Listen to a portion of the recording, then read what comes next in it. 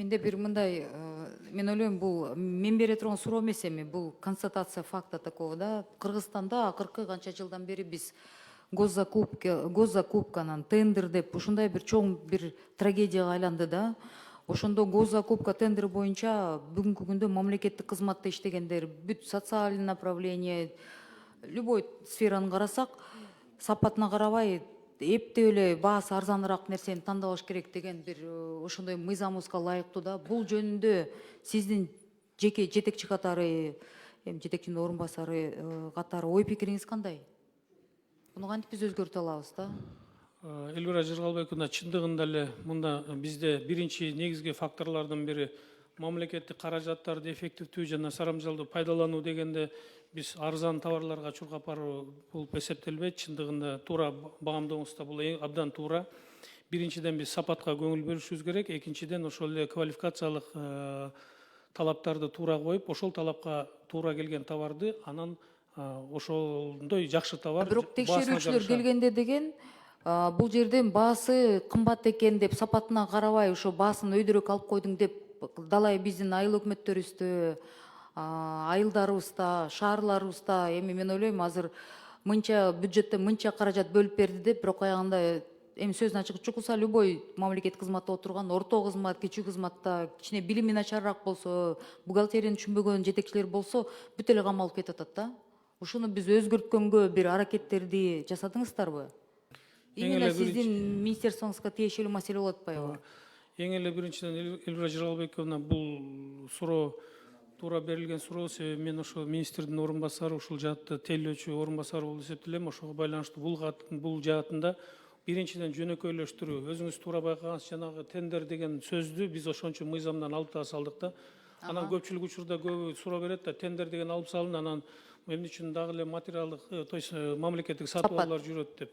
Мамлекеттик сатып алуулар качан мамлекет өз акча бюджеттен каражатын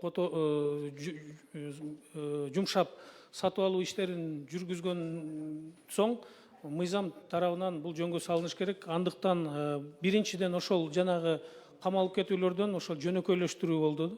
Анан электрондук порталда ачык айрым көрүнүп туруш керек, ачык айрым. Анан түз сатып алуулар деп өзүңүздөр билесиздер, мына 2 жылдан бери аркы упрощениеде мына мыйзамдарды түз сатып алуулар дегенде биз бүгүнкү күндө 50дөн ашык пунктта түз сатып алуулар боюнча бүгүнкү ошондо кайсы жаатта болуп атат сөз? Эмнеге тиешелүү? Түз сатып алуулар бардык жактарда бар. Мурун билесиз да, эгерде бир мыйзам менен 2 этаптуу сатып алуу, эң сложный 2 этаптуу сатып алуулар болсо дагы, анда биз 5 жол өтөп, 10 жол өтөп, кайра ошол этап менен өткөрүлүш керек дегенбиз да. А бирок азыркы күндө 2 этаптуу мыйзамды өткөрүп туруп, 3-чү этапта биз мониторинг цен менен сапатын карап туруп, түз договор түзгөнгө болот. Же болбосо бизде эгерде ошол товарды өндүргөн, биздин талапка жооп бере турган сапаттагы товар боло турган болсо, же услуганы көрсөткөн, же автор произведения дейбизби, чыгармачыл. Анда биз аны түз эле барып, 2 жолу өткөрбөй туруп эле түз эле бир барып эле өткөрсөк болот да, бир эле барып түз договор менен алсак болот. А кээ бир учурларда атайы под конкретную организацию иногда вот пишут эти критерии деп атышат. Ошондой кандай болуп калат анда? Ошондой арыздар келсе биз эмне деп жооп бериш керекпиз? Кээ бирде атайын ошол конкретно под конкретного участника ушинтип жазылат экен деген арыздар да болуп атат да. Буга кандай дейсиздер? Бул организациялар эмне кылыш керек? Биз бул боюнча иш планыбызда бар. Элвира Жыргалбековна, бүгүнкү күндө негизинен эле адамдын ошо жетекчи болобу, сатып алуучу болобу, ошонун жүрөгүнөн да, мындай чындыгында багытынан. Анан мыйзамды бузам десе буза берет экен, бирок кайра эле ошо жоопкерчиликке түшүп кала турган, бизде ошондой пресекать эте турган моменттерди карап кетишибиз керек. Биздин бул мындан кийинки багытыбызда жанагы эгерде бир товар ала турган болсо, мамлекетке бир отургуч ала турган болсо, аны навороченный отургучтун кереги жок да. Ошондуктан жанагы мамлекеттик сатып алууда бюджеттик организацияларга ошол эмереке болобу, же болбосо ошол компьютердик аппаратурага болобу, биз ошонун минимумдарын иштеп чыккандагы сунуштарды даярдайбыз мындан кийинки иш аракетибизде. Себеби эгерде мектептин окуучусуна эмне үчүн четырехъядерный же болбосо навороченный сүрөт, видео тарта турганын кереги жок да. Ошол окуу программасына жооп бере турган, сапаты жагынан дагы өзүнүн талабына жооп берсе, экинчиден ошол окуучунун билим алуусуна шарт түзүп бере турган ноутбуктар же болбосо компьютерлер болсо ошол минимумга жооп бериш керек деп атабыз да. Ошондо баасы жагынан дагы сарамжалдуу колдонобуз. Ошон үчүн артыкпаш навороченный компьютер сатып алыш боюнча квалификациялык требованияга жазып алып, андан кийинки учурларда анан өтпөй калды деп туруп түз сатып алууга барганда мындай негизсиз жөнөкөйлөштүрүүгө барбай турган жолду бөгөт коюлуп атабыз. Мисалы үчүн ошол жалпы сатып алууларга тиешелүү болот. Түшүнүктүү. 6 беренеде конфликт интересов боюнча кызыкчылардын кагылышуусу боюнча жазып турсуз да. Эгерде ошондой кызыкчылардын кагылышуусу болуп калса, жоопкерчилик кандай болот?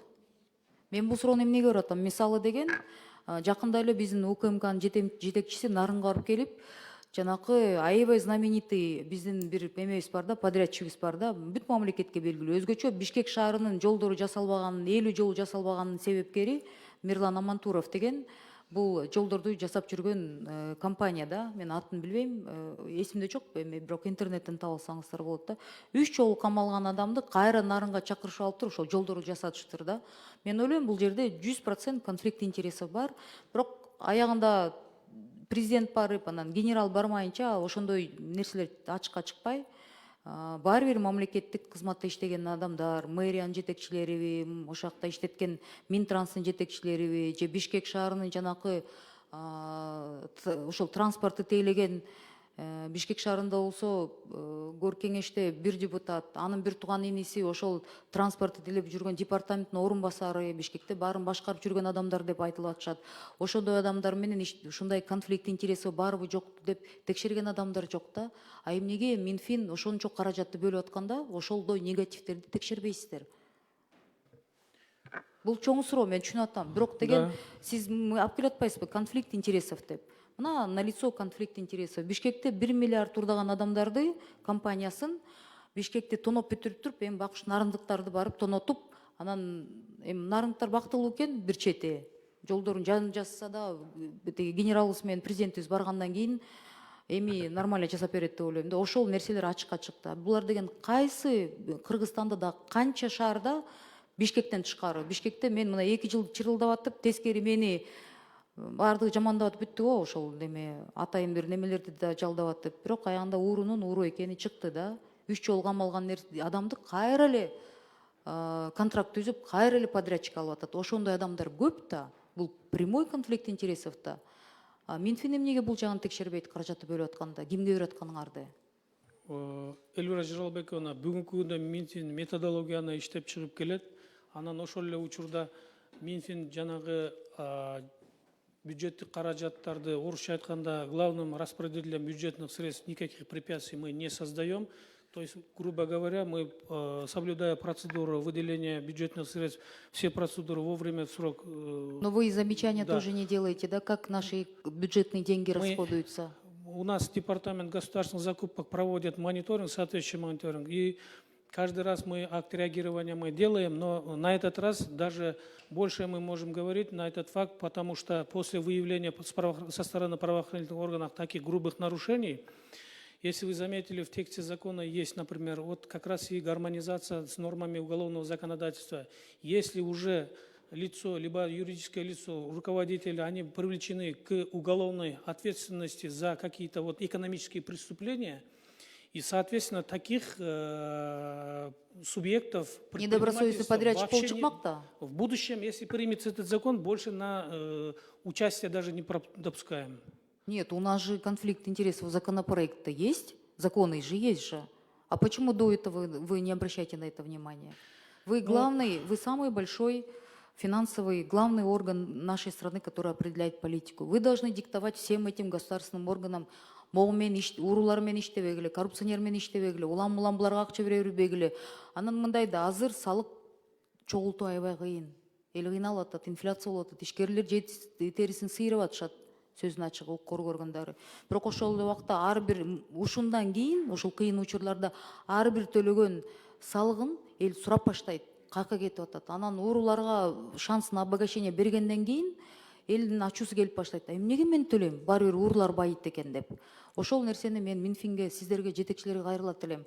Ушундай уяты жок адамдарды 3-чү жолу камап атышат. Бул кайра эле акчасын берип чыгып кетет деп элде мына интернетте бүт жазып атышат да. Мен да таң калбай калдым андан кийин. Таң калбайм да. Бирок сизге сураныч, ушул жагын бекем караңыздар. Анан текшериңиздер. Тегеректе мамлекеттик кызмат менен ошондой адамдардын, подрядчиктердин связьтары бар болсо, депутат болобу, жогорку кеңеш депутаты болобу, көрк кеңештин депутаты болобу, Минфиндин адамы болобу, буну ачыкка чыгарып туруп, буну жокко чыгарыңыз. Кийин эл арасында бунун баары мамлекетибиз кичинекей ачык айтып атат. Тигилер иштейт экен, бул фирма менен мынча откат менен иштейт экен деп аябай жаман сөздөр айтылып атат. Эми сиз эл арасында мүмкүн кабинеттен чыгып иштейсизби, чыгасызбы, чыкпайсызбы? Бизге ошондой сөздөр, арыз муундар жетип атат. Сураныч, конфликт интересовду өзгөчө көзөмөлгө алыңыздар. Макулбу? Эске алабыз, мониторингти күчөтөбүз. Мыйзамды колдоп беребиз. Рахмат. Рахмат.